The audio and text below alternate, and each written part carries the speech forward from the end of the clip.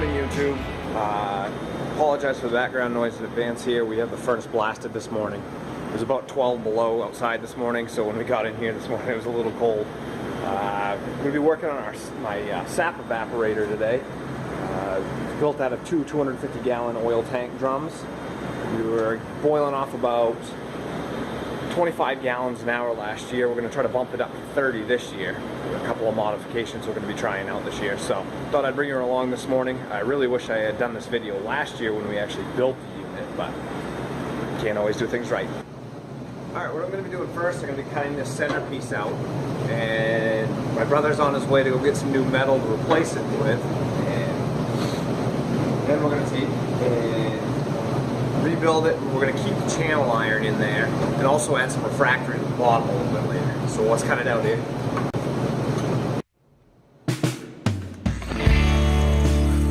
Looking back, I realized that I never told you guys the reason we're actually cutting this piece out.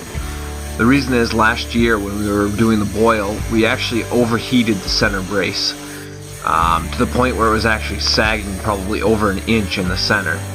So this year we're cutting this piece out, adding the thicker channel iron and the refractory to hopefully keep it from overheating this year.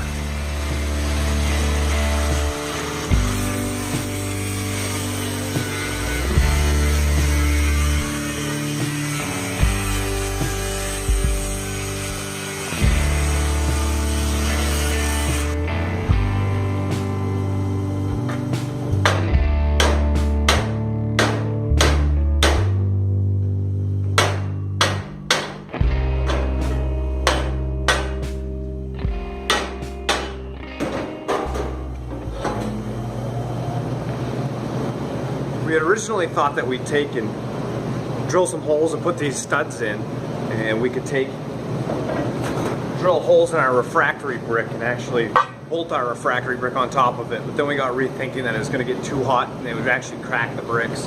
They'd fall out anyway. It's time to put our top piece on. As you can see, that's our old one. We got 1/4 inch. Here's our new steel, 3/8. It's going to be a lot thicker. Should hold up to the heat real good. So I'm going to work on cutting those for here and putting those in now.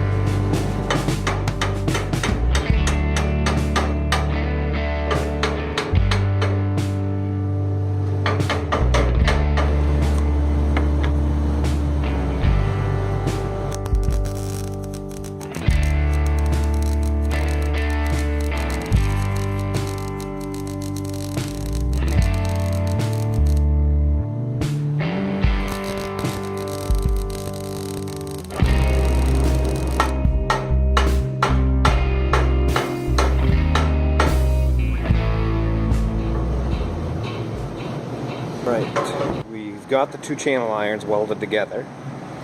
So now what I'm going to take and do is down through, I'm going to actually take and weld bolts every so often on these.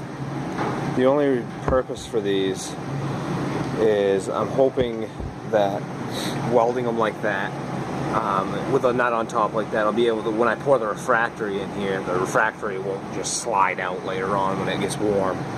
So we're hoping that that'll just hold the refractory in for us down through there.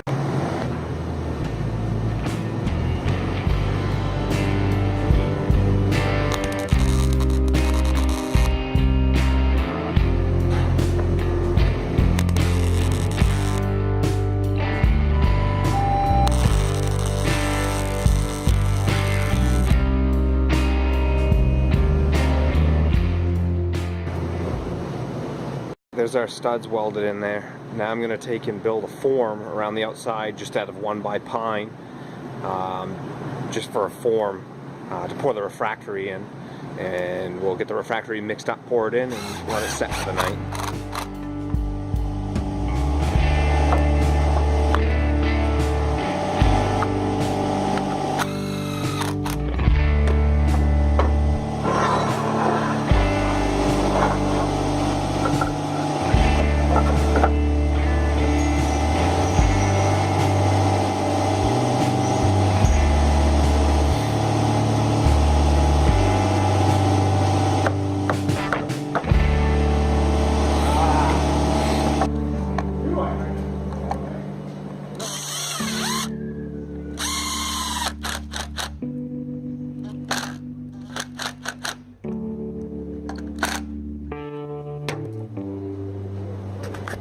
There we go.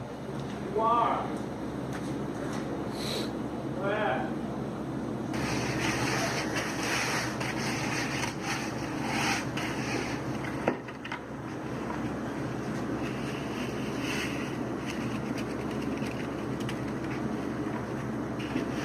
Right, here's the finished product, setting in on a nice radiant floor so it dries fairly fast.